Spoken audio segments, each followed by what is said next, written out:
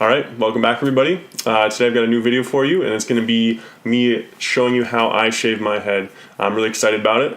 Mustache Evan is back, so definitely want to get excited about that. But I'll just kind of walk you through kind of the steps that I do to get a nice good shave and make sure I don't get razor bumps, make sure I'm not, having really dry skin after and all that. There's really three main things that I use. Obviously you want your razor. Now this is kind of, I don't really have a preference for razor, but the one thing that I will say that you want to do is get a razor that has 3 or more blades. Anything less than that, you're going to really irritate your skin.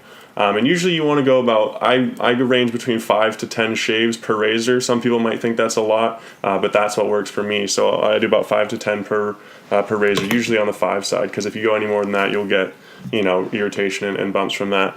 And then of course your shaving cream. I use the Gillette 3 times sensitive.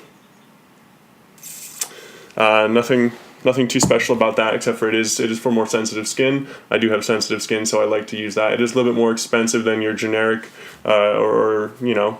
cheaper one, obviously. So depending on if you have sensitive skin or not, use it.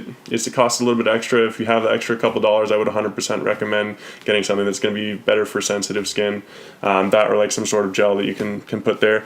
And then my post shave, which is a lotion, just to help my skin not feel super dry and just so I don't, break out or anything like that. It's a nice little lotion there.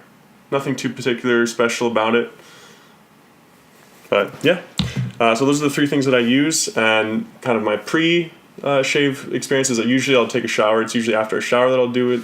That when my pores are all open and then, there's a lot of steam in the air, so there's no kind of dry irritation going there. That, or I will soak a rag like this in hot water and then put it on my head. Make sure everything is damp like that for probably about 5 or 10 minutes. Kind of open the pores once again, and then I'll go ahead and shave. But for that, I'll show you guys in the bathroom how I do that. There won't be any audio because I do have a fan that's on in the bathroom all the time, so you won't be able to hear it, but I'll take you through and kind of show you how I shave it. So I hope you guys like that, and we'll jump right into it. Alright, so once you're out of the shower there, you want to grab your shower shaving gel, get a nice little bit on your hands, mix it on up, and then what you're going to do is you're going to want to apply that to your head as evenly as possible. Make sure you get everything, especially the back side. You don't want to miss anything on the back, and around the ears as well.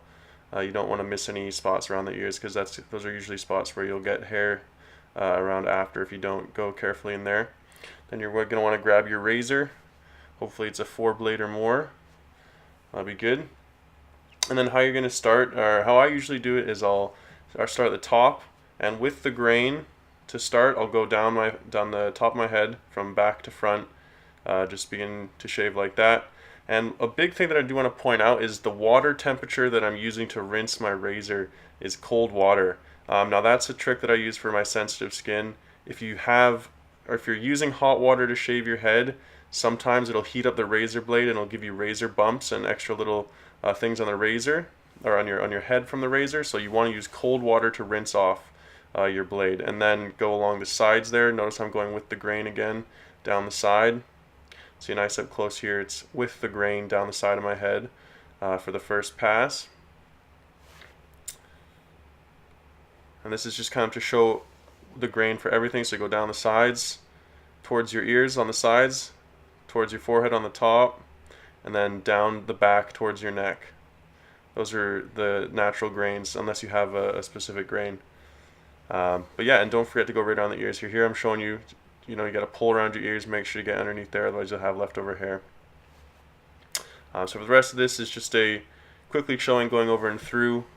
I get underneath my neck there as well. Got to make sure that beard hair is nice and lined up. And then once you're done with that kind of first grain, I go against the grain on the top of my head and at the side of my head as well. The back of my head's a little bit harder, but I'll try to go there. And don't forget about your neck.